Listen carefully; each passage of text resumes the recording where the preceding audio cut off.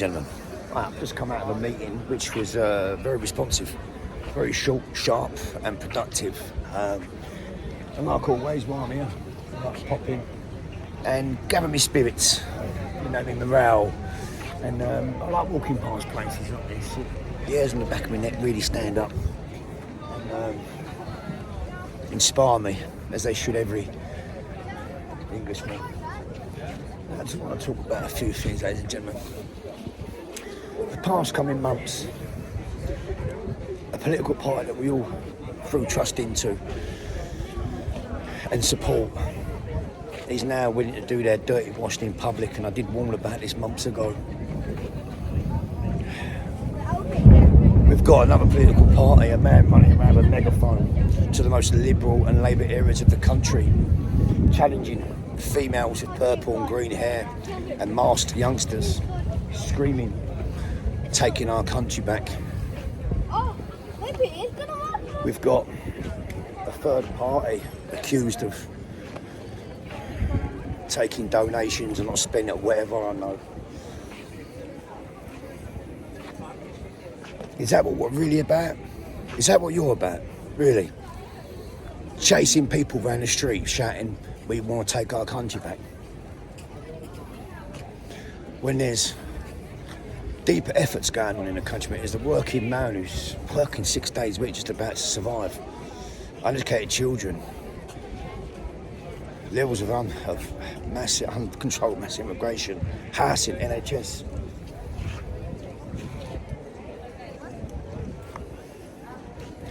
And these are the people who have generated so much support and people walking around the streets and shouting. Is that the answer? Is that what we're about? Because I certainly ain't. I'm a man with intent, of doing things correctly, firm but fairly. These are not our people. These don't have the answer. And what frustrates me is they've rallied up so much support. Where's the solutions? Perhaps the solution's in YouTubers who charge you to comment, who prey on nothing but your emotion. Is that really doing it for the people?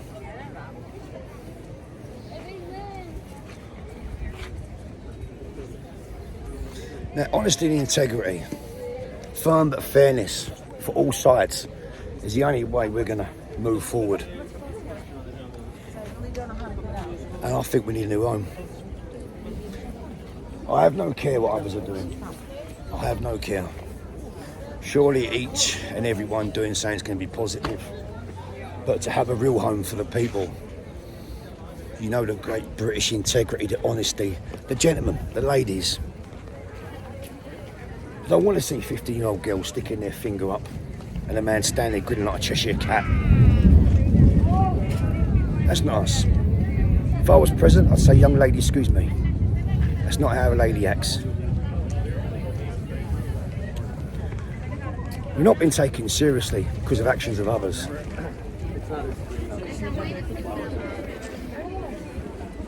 The narrative needs to be stopped. And I know many in London and women are done with this. Leading people up the garden path.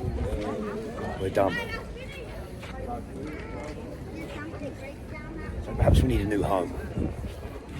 We need a new home.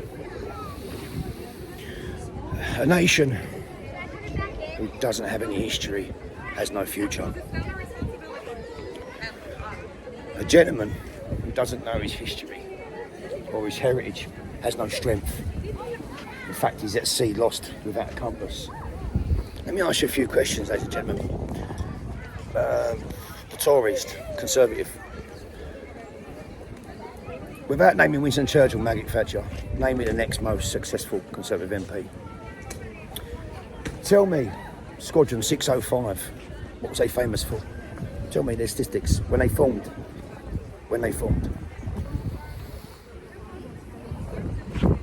Tell me, what year did Emma Pankhurst secure a woman's vote, independence? Tell me, William Shakespeare carved and created the English language. But tell me who his competitor was. Mr. Ben Jonson. Tell me what Ben Johnson's father done for a living. Tell me what year Who was responsible for the first running of water? Tell me why the Templars Church at Temple, London was built. We must understand our history. We must learn. And we must teach. I mean, what do you think of this land? That produces strength. That produces proudness. People who are proud. So, let these people be who they do and what they want to do. But we need a new home for the people who actually get up and go to work. The people who care. The people who contribute, the people whose forefathers have contributed to this country and the greatness of it. Ladies and gentlemen, we need a new home. We need a new home.